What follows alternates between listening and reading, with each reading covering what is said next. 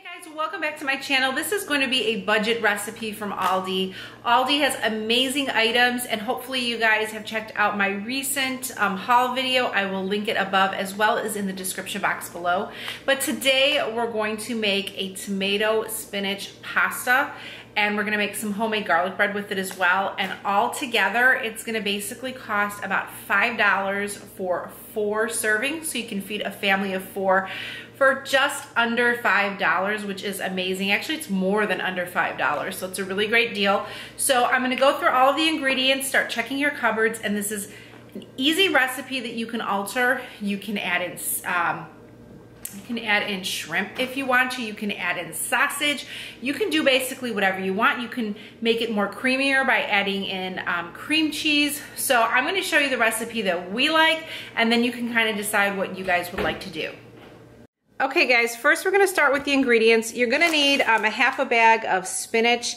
This spinach is at Aldi's. It runs $1.49 a bag, so it's going to cost us about 75 cents of spinach for this recipe. Next, what you need is a box of pasta, and you're going to use a half a pound, so that is exactly half of a box. This pasta is 99 cents at Aldi, so that's 50 cents toward our recipe. And moving along, you will need a 15-ounce can of the diced tomatoes. These are Happy Harvest. They're 45 cents at Aldi's. You will need a small onion. So I bought a bag of 6 onions because I'm doing multiple recipes, and it's always good to do different recipes for the week that have kind of some of the same ingredients so things don't go to waste. But a bag of 6 onions at Aldi's was $1.49, so one of these is just 25 cents for our recipe. And then I also like to add in a little bit of pasta sauce. So I got the mushroom pasta sauce, which is 99 cents, and we'll probably use maybe about 1/3 of a jar. You don't have to add this in. If you want to do more of a creamier, sauce, you can add in 2 ounces of cream cheese and then just a little bit of tomato paste, and it'll give it more of a creamier effect, but we like more saucy here. So probably about 1/3 of this jar, maybe a little bit less, and I'll add as I go along toward the end just to see how much we want so it's not over sauced. But these are 99 cents, so about 1/3 of it you're using, 40 cents at the most, so you can use this for other pasta recipes. And then I only use a teaspoon of minced garlic. I don't like to over garlic it, especially for kids. They don't, appreciate that strong garlic taste, but if you do, you can go ahead and add a little bit more. And then for seasonings, I'm gonna add just a pinch of crushed red pepper, and when I mean a pinch, just a pinch. And you can add in fresh basil, would be amazing. I don't have any fresh basil, but I would add that in if I did. I'm just gonna add in a little Italian seasoning, just for a little bit of taste, salt and pepper. And then I'm gonna go ahead and top it with some Parmesan cheese. Okay, so I brought to boil some water for the pasta. And here, as you can see, it's about 2 cups of pasta that you're gonna wanna go ahead and add into your pot. You will still have roughly about a half a box left over, so you can incorporate it for another recipe.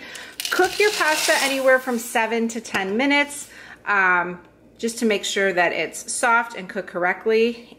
Okay, and while the pasta is finishing cooking, I'm just gonna go ahead and dice up my onion and get my garlic ready in the pan. So if you guys watch my couponing channel and watch my couponing videos, I got this at Walgreens on clearance. It was like $5. I bought it with points. I've had this for like 4 years now. I bought 2 of them, and one I haven't even opened. So it's the best investment for dicing onions for making homemade salsa. Definitely grab one. I used about 3/4 of the onion. I didn't use the full onion for this. I didn't want to make it too oniony for the little ones. Okay, so now I grabbed a large skillet, and I'm gonna go ahead and add in some of the ingredients that I call the stinky ingredients. So we've got the onions and the garlic, and we're gonna add a little bit of olive oil. So for the olive oil, I'm gonna add a tablespoon of olive oil.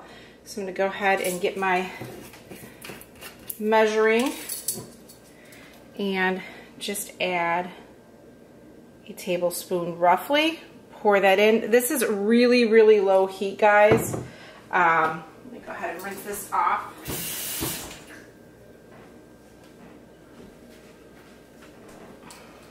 And I already took my pasta out and I just have it in my drainer there. It's off to the side while I cook the rest of this stuff. And then I'm gonna add a teaspoon of garlic, but I think I'm gonna add more of like a half of a teaspoon just because my kids are a little finicky with, you know, really stinky stuff. So I'm gonna add that in there.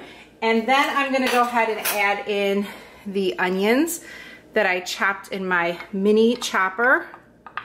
And I'm gonna keep these on low heat just till they soften, mix them around for roughly about 5 minutes. Okay guys, well that has been browning for about 5 minutes now. So I'm gonna go ahead and add in some other ingredients. Now one thing that I'm going to go ahead and add in is the diced tomatoes. And let me tell you, this is the best can opener I ever had. It's a KitchenAid. I got it from Kohl's with my Kohl's cash. It was like $20, so for me that was like a lot. But I'm telling you guys, this thing, if you can just see how quick, and I'm holding it in midair and doing this, it's an amazing investment. Definitely grab one. So you're going to add in the diced tomatoes with the juice. So everything is just gonna go into the pot. And then I'm also gonna go ahead and add in a little bit of my seasonings. You can add oregano, basil, a little salt and pepper. And this you kind of just pinch to taste there. And I'm gonna put in a little bit of black pepper. And I'm also gonna add in a little bit of the pink Himalayan sea salt. I'm not a huge salt fan, so I'm not gonna put a ton in there, just a little bit. That's probably more than I wanted. And then I'm just gonna go ahead and stir it in. Okay, and while that is on somewhat of a low heat, I'm gonna add in a little bit of my mushroom sauce. Now, this is a kid-friendly recipe, but if you don't have kids, you can add shrimp, you can add in different meats, you can add in ground turkey, you can add whatever you want. You can do different noodles, but this way it kind of reminds the kids a little bit of like a pasta, spaghetti, rather than, you know, something that's actually better for them than some foods. So then I'll just mix this around and I'm just gonna let this cook for a few moments, and then we're gonna go ahead and actually I'm gonna add in a little bit more because they don't like it, don't like it too dry. So about half of a jar is probably the best. And then we're gonna go ahead and add in our spinach in just a few moments. Okay, so now it is time for the spinach, and I am going to go ahead and clean off the spinach. I just run it through the water, give it a quick rinse, and then I'm gonna add half of this into my skillet there. Okay, so this is about half of a bag of spinach. So it looks like an absolute ton, but as it gets heated and it cooks down, it's definitely gonna shrink up. So it looks a little bit overwhelming right now, but kind of mix it in your pot. And basically what you're gonna do is you're gonna let this sit for about 5 minutes before we add in any of the pasta to the mix. Okay, so the spinach has been cooking for about 3 minutes. You can see how drastically it wilts down. So I'm gonna keep this going for maybe about another minute or two as some of the bigger pieces, the bigger leaves will get smaller, and then you'll see more of the sauce pop out for our noodles. Okay, and it smells really good, and I forgot to add my pinch of crushed red pepper, so literally it's like a pinch. I don't like to add too much. So we are almost ready to go ahead and add in our noodles. And two, you know, you can always add in veggies that you may have in the refrigerator, like squash or zucchini. Those would be amazing in here. Anything you can pretty much throw in here. That's the coolness of the recipe. It's kind of as you make it, you'll add in more stuff. And if I didn't have little ones, I would probably be more adventurous with what I add in. So there's all of my pasta, which kind of got bunched in the pot there from hanging around. So just mix that in your pot and just gradually keep mixing in the sauce with it. And I would say keep it in here for about 3 minutes and just make sure everything gets mixed in well. And it's ready to be plated then.